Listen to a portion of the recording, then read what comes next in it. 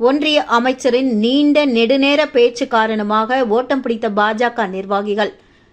இதனை அடுத்து அமைச்சர் அப்செட் ஆன சம்பவம் பெரும் பரபரப்பை ஏற்படுத்தியுள்ளது.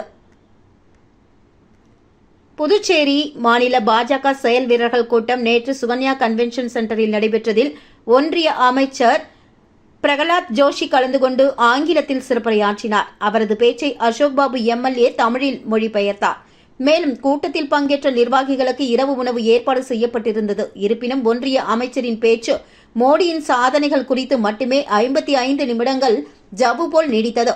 இது பாஜக நிர்வாகிகளுக்கு அலுப்பை ஏற்படுத்தியதில் ஒரு கட்டத்தில் பொறுமையை இழந்த நிர்வாகிகள் ஒரு சிலர் கூட்ட அரங்கிலிருந்து வெளியேறி சாப்பிடும் இடத்திற்கு சென்றனர். அவர்களை பார்த்தவுடன் மற்றவர்களும் ஒன்றன் பின் ஒன்றாக செல்ல, இதனால் சுதாரித்துக் கொண்ட பாஜக முக்கிய நிர்வாகிகள் ஒன்றிய அமைச்சர் பேசி முடிக்கும் வரை யாரும் செல்லாதவாறு கூட்டம் நடைபெற்ற அரங்கின் கதவுகளை மூட உத்தரவிட்டனர். அதன்படி சிறிது நேரம் கதவு இழுத்து மூடப்பட்டது. இதனால் சாப்பிடலாம் என்ற எண்ணத்தில் கிளம்பிய நிர்வாகிகள் ஏமாற்றத்துடன் மீண்டும் தங்களது இருக்கைக்கே சென்று அமர்ந்தனர். இந்த சம்பவத்தால் கூட்டத்தில் சிறிது நேரம் சலசலப்பு நிலவியது. இதனை அடுத்து ஒன்றிய அமைச்சர் அப்செட் ஆனார்.